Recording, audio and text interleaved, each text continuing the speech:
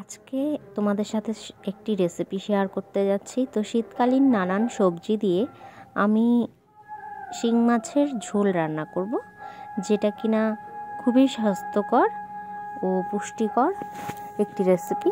তো চলো আজকে রেসিপিটা দেখতে থাকো তোমরা। আশা করি রেসিপিটা সবারই ভালো লাগবে।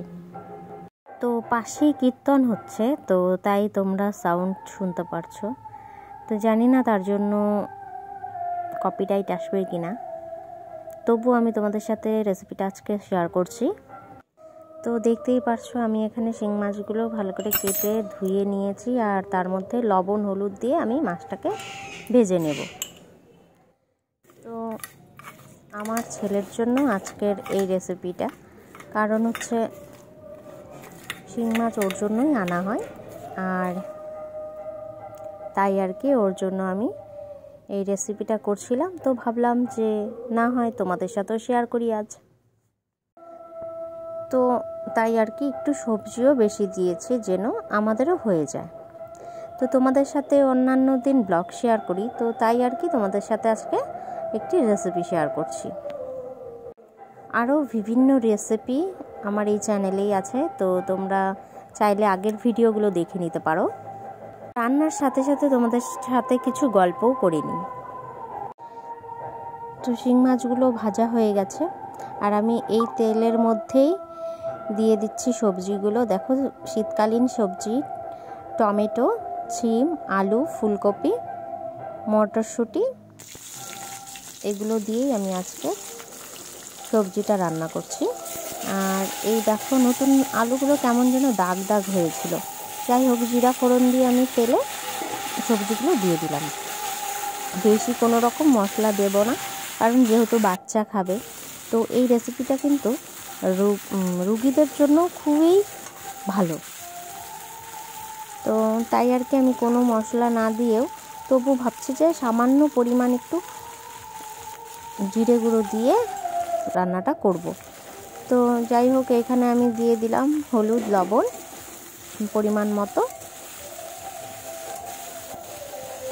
তো এগুলো ভালো করে আমি মিশিয়ে নিচ্ছি, আর এখন এর মধ্যে দিয়ে দিচ্ছি সামান্য পরিমাণ জিরে গুঁড়ো। তো না দিলেও চলে, যেহেতু বাচ্চার জন্য আমি রান্না করছি। তো যাই হোক, আমি সামান্য পরিমাণ দিলাম, আর কাঁচা লঙ্কা চিড়ে দিয়েছি। তো দিয়ে দিলাম। তো ঢাকনা দিয়ে আমি ভালো করে কষিয়ে নিচ্ছি। দেখো সবজিগুলো অনেকটাই সেদ্ধ হয়ে গেছে, আর আমার সবজিগুলো ভালোভাবে কষানো হয়ে গেছে। তো রেসিপিটা যেহেতু ঝোল করব, তো পরিমাণ মতো ঝোলের জন্য জল দিয়ে দিলাম। তো আজ একটু সবজিটা একটু বেশিই দিয়েছি, কারণ হচ্ছে সবজিটা ওকে ভাতের সাথে একটু মেখে খাইয়ে দিই, ওর জন্যই রেসিপিটা করা। আর আমি ডালের মধ্যেও কিছু না কিছু সবজি অ্যাড করে দিই ওর জন্য। তো যাই হোক, বেঁচে গেলে না হয় সেটা আমারও হয়ে যাবে মা ছেলের জন্য।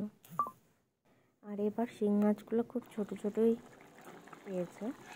তো যাই হোক, বাচ্চার জন্য তাই দু একটা করেই রান্না করি আর কি। তো ঝোলটা হয়ে এসছে, তো আমি এর মধ্যে দিয়ে দিচ্ছি সামান্য পরিমাণ একটু ধনেপাতা ছিটিয়ে দিলাম। আর এখন আমি রেসিপিটা নামিয়ে নিব।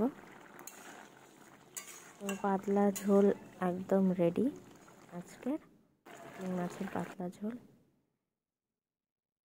শীতকালীন সবজি দিয়ে। তো অবশ্যই রেসিপিটা কেমন হয়েছে বলবে, আর বাড়িতে অবশ্যই ট্রাই করতে পারো। আর আজকে ব্লগ দিলাম না, তোমাদের সাথে রেসিপিটাই শেয়ার করলাম। সবাই ভালো থেকো, সুস্থ থেকো। আবার দেখা হবে একটা নতুন ব্লগ বা রেসিপির সঙ্গে।